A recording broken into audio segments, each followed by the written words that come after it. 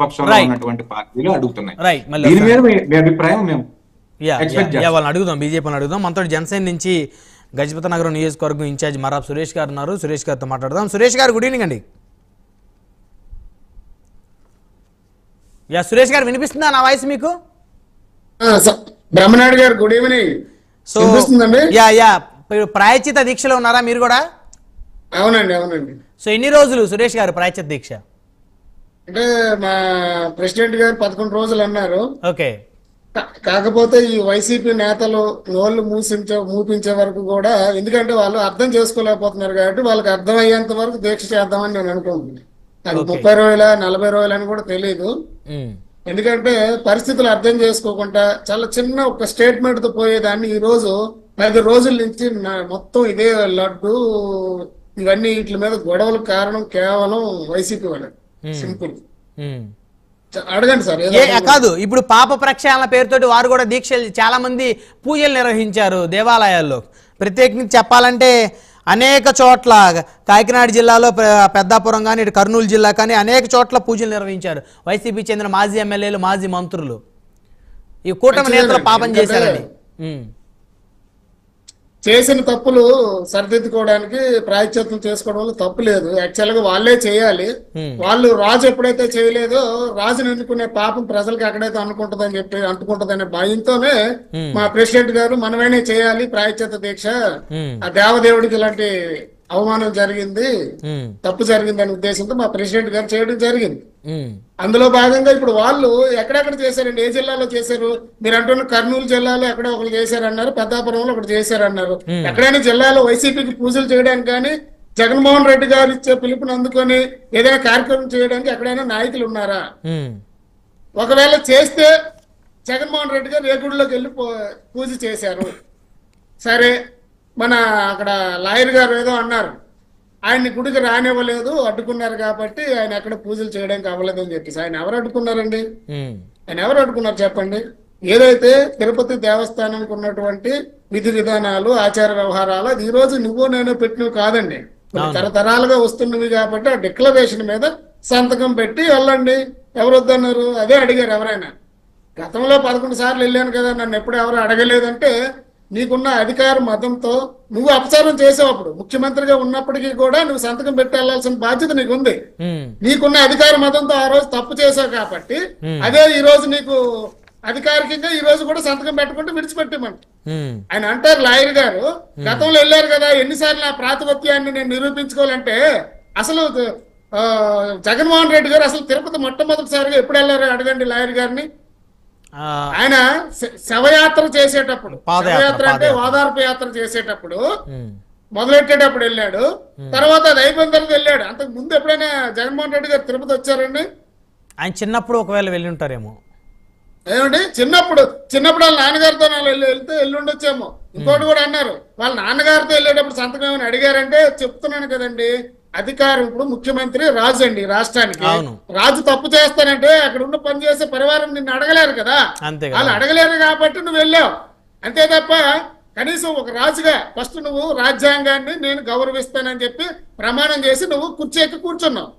అదొక రాజ్యాంగబద్ధంగా అక్కడ ఒకటి డిక్లరేషన్ అనేది ఇవ్వాలి. డిక్లరేషన్ ఇవ్వాలనేది అందరూ ఇస్తారు. సోనియా గాంధీ గారు 99లో వచ్చినప్పుడు ఇచ్చారు, 2006లో వచ్చినప్పుడు కూడా ఇచ్చారు.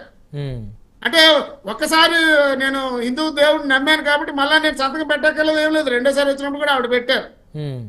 అబ్దుల్ కలాం గారు కూడా వచ్చారు. అంటే వాళ్ళందరికీ కూడా పద్ధతులు అన్ని తెలుసు, రాజ్యాంగాన్ని గౌరవించే మనుషులండి వాళ్ళు. వీళ్ళకి రాజ్యాంగం అనేది లేదు. వీళ్ళకి రాజారెడ్డి రాజ్యాంగము, వాళ్ళ తాత ముత్తాత వెంకటరెడ్డి రాజ్యాంగము, గొడ్డు మాంసము కొవ్వులు అమ్ముకొని బ్రతుక్కుంటూ వచ్చిన వీళ్ళకి దేవుడు అంటే తెలియదండి.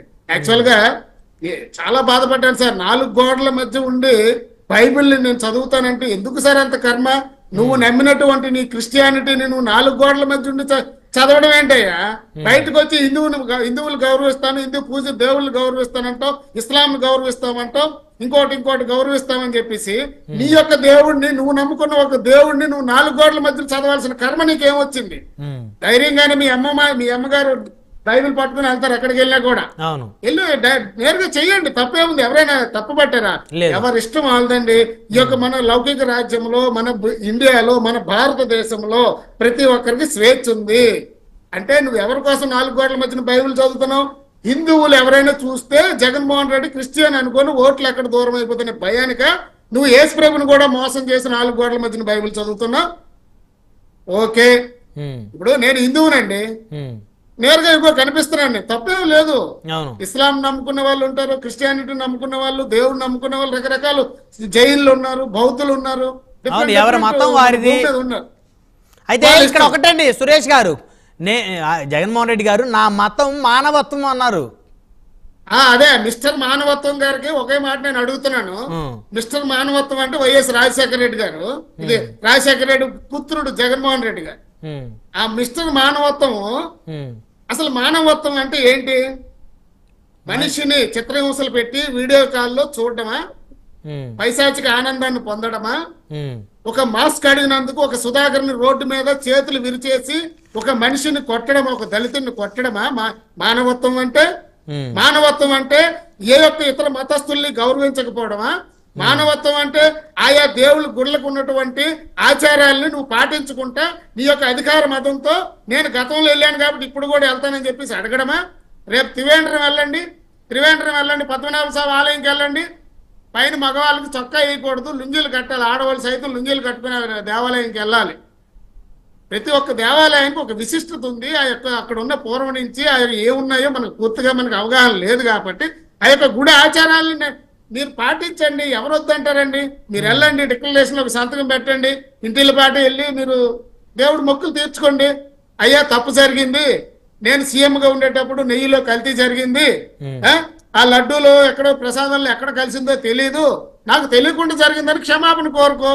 లేదు నీకు తెలిసే జరిగిందా, లేదంటే మీకు డబ్బులు మిగిలించడానికి నేనే సగం ధరగా నేను నెయ్యి కొన్నాను అని చెప్పేసి ఆ దేవుడికి నువ్వు చెప్పుకో, తప్పే ఉంది.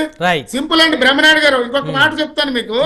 యాక్చువల్ గా చంద్రబాబు నాయుడు గారు ఎప్పుడైతే మన ఏపీ గవర్నమెంట్, కూటమి గవర్నమెంట్ ఎప్పుడైతే నెయ్యిలో కల్తీ జరిగింది, ఇలా ప్రసాదం అపవిత్రం జరిగింది అని చెప్పినప్పుడు వెంటనే వైసీపీ నాయకులు ఎవరైనా ఏ ఒక్కరైనా కూడా ఫస్ట్ చెప్పాల్సింది ఏంటండి? అపవిత్రం జరిగితే అది ఎవరు చేసినా తప్పే, దాని మీద విచారణ జరిపించండి, తప్పు చేసిన వాళ్ళు దండించండి అని ఒక మాట, ఒక స్టేట్మెంట్ జగన్మోహన్ రెడ్డి గారు ఇచ్చుంటే అసలు ఏమి లేదండి, అయిపోయింది.